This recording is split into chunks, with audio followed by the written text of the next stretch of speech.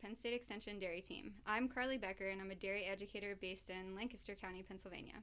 Joining us today is Mary Drewnoski from the University of Nebraska-Lincoln. Thanks for being with us today, Mary. Can you please introduce yourself and tell us a little bit about your role at University of Nebraska? Sure. So I am a beef systems specialist with the University of Nebraska. I've been there almost a decade, I think 9 years. I am a ruminant nutritionist by training, of course, focusing on beef. Sorry, guys. And most of what I do actually, most of you would probably think I'm a ruminant nutritionist. I do a lot of rations and help with feed inventory and those types of things. And yes, I do that. But my particular expertise currently is actually working in integrated crop livestock. So mostly looking at how we produce forage from cropland. So I do a lot of grazing research on cover crops and corn residue, of course.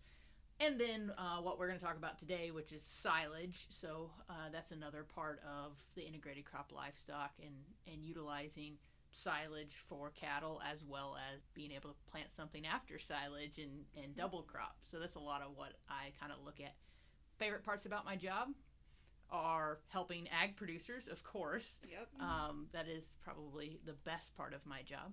Also helping young people. So I work with a lot of graduate students, and that is a particular favorite of mine. Watching them grow and develop over time is kind of fun. And then I get to learn something new every day and use that knowledge to help do a better job at the first two. So it's kind of a nice job that's always a little bit different every. Yeah, awesome. Well, thanks for sharing that. And so today we invited you on this episode because you're an expert in this area. So we're going to talk about common issues that cause silage loss and how to overcome it. So our first question is, what are some common issues that contribute to silage losses? Yeah, I think, a lot of this people would know, right? Getting the silage moisture content right. If it's too wet, you get the wrong type of fermentation and we lose dry matter and nutrients to the wrong type of fermentation, which is Clostridial bacteria. If it's too dry, we don't get it packed well, and thus we lose it to more of the oxygen bacteria that are present in the oxygen, yeast, and mold, those types of things. That's pretty common. I think if I was, though, to look at the biggest losses across the board, it's almost always density. It's not achieving the right density, so it's not getting the oxygen down low enough to early enough to where you don't have a lot of growth of the wrong type of bacteria, and they don't keep munching on it longer than we really want. And then actually not covering. All dairy people cover. I'm sure you guys all cover that are listening today. Beef people, not so much. And I think the difference is that you see it, right? Like it's a lot easier to see the performance responses, and I think people underestimate how much actual dry matter loss they have when they don't cover, but also the feed value loss. So there's stuff that's still there, but they lost a lot of the candy out of it, right? So I think about it like chocolate chips, like all the sugar and the starches, that's all gone, right? So that's a big one. And then one that I don't think that we talk enough about is actually about the floor. So if we think about shrink and loss, having that bare ground instead of concrete, we see a lot of loss due to what basically gets mixed into the mud, right, as you're going. So like we can lose, up to 20% of your dry matter because you're on bare ground if you get, the wrong conditions. So I do think I know it's expensive to put concrete down, but if you start looking at how much silage actually costs, sometimes that pencils out fairly easily. So that's probably another big one that I don't think we give enough credit to. Yeah, so also it is expensive to put concrete down, but around here in Pennsylvania, there are a lot of conservation organizations that are actually funding feed pads or anything like that. So if you're listening and you're interested in getting a feed pad, then look into your local conservation organization funding. Yeah, totally. If you can take advantage of that, you should. Yes. So how do these losses contribute to, well, you kind of mentioned it, to the feeding value of the remaining silage? Yeah, so I do think as we talk about, a lot of times I think people underestimate shrink because what they see is the pounds going in, the pounds going out, right? So even if you track, which I know some people don't, and a few people do. But if you track, you're probably still underestimating it, because what you don't realize is that you lose dry matter and nutrients and you gain moisture. So the percentage loss, you might pencil it out and say it's 5% if you are a really good manager. It's 5% on an as-fed basis. 5% on an as-fed basis is like 15% on a dry matter basis. Yeah. So a lot of people underestimate it, period.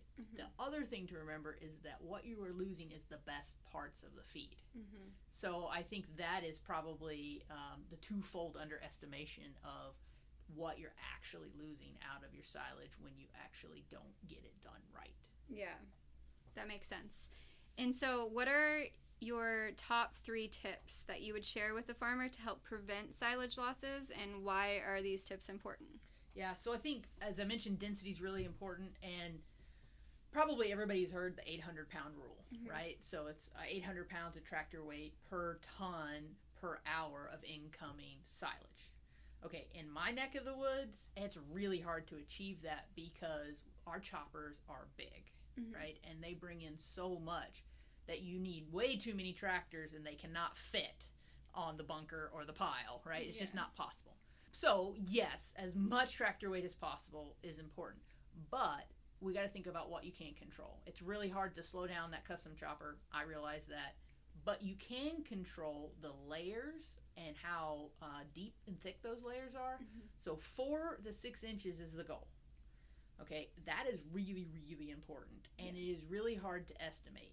I've seen some people have some really cool things that they have done to try to help themselves figure out, what am I doing? So like some will have actually a bar come off of their tractor and have a little ruler on it so they can see how far they've lifted their loader bucket, because you really do want it to be 4 to 6 inches. The other thing is, especially when you have it coming in fast, which a lot of us do, is that what happens is you get to the top of the slope and you're like, oh, I still got a half a bucket, right? And you lift the bucket up, and so you've actually created this layer that's not well packed. So the other thing, 4 to 6 inches, and then go ahead and make that slope longer and actually give yourself more opportunity to get that 4 to 6 inches distributed on the pile or the bunker, if that makes sense. But 4 to 6 inches is probably the number one thing that people can actually do. The other thing to think about is anything that's the opposite of what you do to reduce compaction in the field, right? Yeah. So tires, pressure should be up, take off the dualies, anything you can do to make it compact a little bit better. Put on any kind of weights that you possibly have, maybe make some. Those are useful, but the 4 to 6 inches is a big one, and that's something that if you pay attention to that, it makes a huge difference. So in my mind, that's where it pays to actually put your time and effort in. Okay, so this is a spur of the moment question here, but we have a lot of silos in this area, and so how can you get silos packed better? Oh, that is a good question, and I actually don't know that there's a whole lot you can do other than getting the moisture right. Okay. So I would say, especially with towers, getting the moisture right is really important. Twofold, one of which is you don't want to have the effluent loss, and you can have more effluent loss from towers. So you don't want it too wet, right? But then also you don't want it too dry because it will not pack down, right? You're really depending on gravity and the force of the stuff above to pack. And so you want the weight of the water as much as you can without getting it too wet and actually having the wrong kind of fermentation or the effluent loss, right? So that's really all you actually can accomplish in my mind. Okay. Yeah, I had heard some farmers around here, they were actually taking a tarp and putting it on top of the pack in the silo and putting water on it, like 2 feet of water. Oh, interesting. To weigh it down. And so that was their version of like weighting it down with tires, but not tires, water.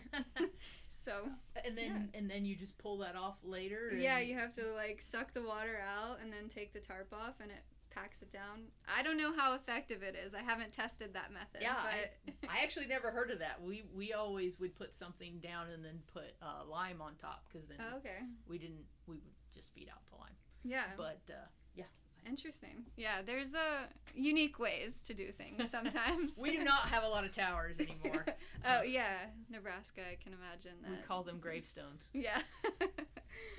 All right, so what about, we kind of went into this. What about storage structures? Is there a certain storage type that causes a greater loss than others?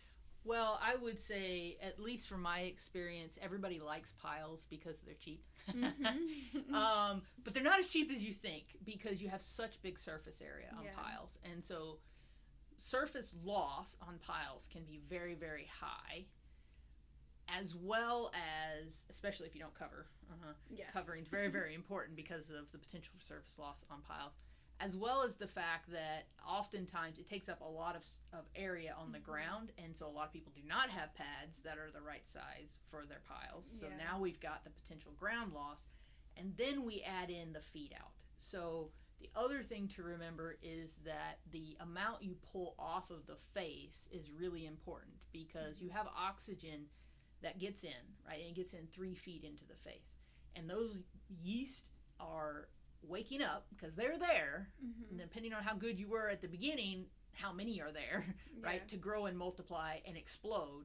And so the goal is, right, that you're taking off at least 6 inches, right, off of the face, which means your face has to be sized right. And most people with piles do not have a small enough face for the feed out rate. So in my mind, there are some challenges with piles. I'm not saying piles are, the worst thing ever. I'm just saying that you have to realize that there are costs with piles, and one of those is the fact that you can have this big shrink if you don't manage it properly. So in my mind, that's a challenge. Now there's the flip side, right, which is if I am really small or I don't have a high feed out rate, right, there may be a reason to think to go the complete opposite way, which is bags, right? And bags are great in that they help you with oxygen exclusion, right? You're already covered, but you still have challenges. One of which is that you need a whole lot more surface area for the same tons. Another one is that you can have substantial losses with bags, especially if they're not on concrete. So just like a bunker or a pile, bags have that same challenge where you end up mudding a lot in if things are not good conditions, which always happens at some point. So, and then of course you have plastic. Now, I'm going to argue you should have plastic with everything probably but maybe tower silos, although you're still probably going to have some, but not as much. So I think that argument is a little less. It's going to be a little bit more plastic, but you should have plastic no matter what. At least my opinion. All right, so I guess we're finishing up here, but do you have any takeaway messages that you would like to share with our listeners that are just burning? Oh, burning. Yeah, I think the thing that I would suggest is, and I know I'm a nerd, so I like to think about, like, okay, putting the pencil to it. But I do think it's really important. I realize a lot of times it's like I don't have time is usually the biggest challenge, right? I do not have the labor or the time. That's the biggest excuse for not covering, for instance. But you really should put the pencil to it. How much is it costing you not to do these things?